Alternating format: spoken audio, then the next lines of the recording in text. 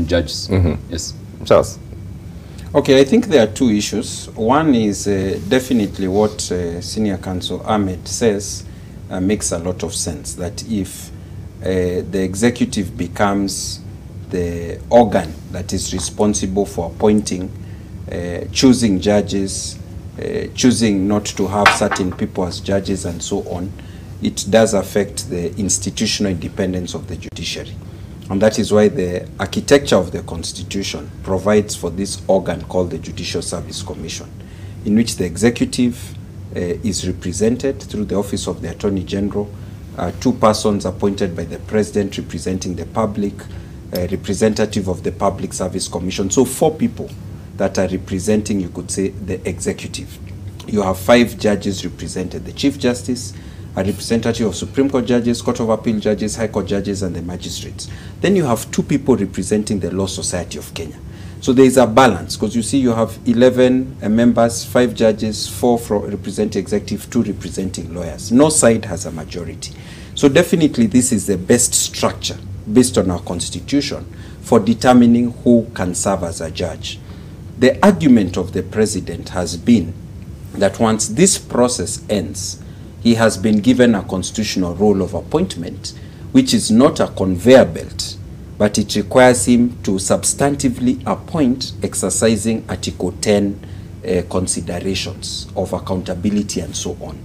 This matter has been litigated twice in the High Court. Both times the High Court has told the President, you are wrong, your job is ceremonial. The President has appealed to the Court of Appeal the decision that was made on this issue. Right. Unfortunately, that decision or that appeal in the Court of Appeal, until today, it has yet to be heard. So, of course, the President, is that? Because of delays in the process of the hearing of the appeal. You don't read anything with that?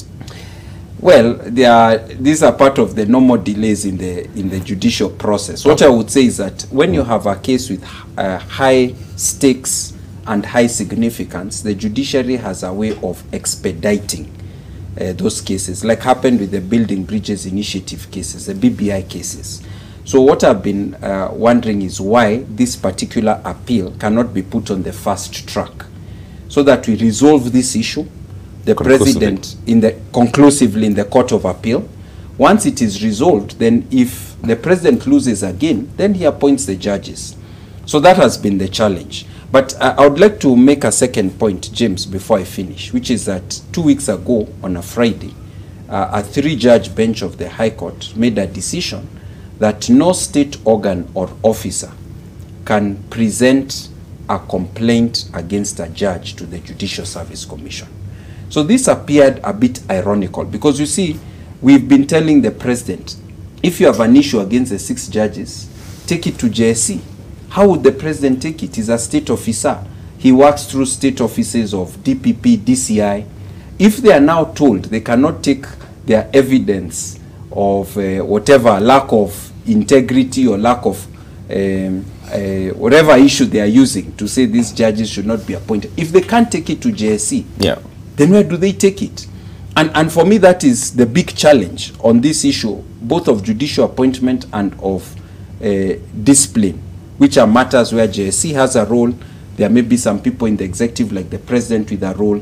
The issue is that if you insulate judges from scrutiny by the organ that has been put in the Constitution to provide that scrutiny and to protect their independence and accountability,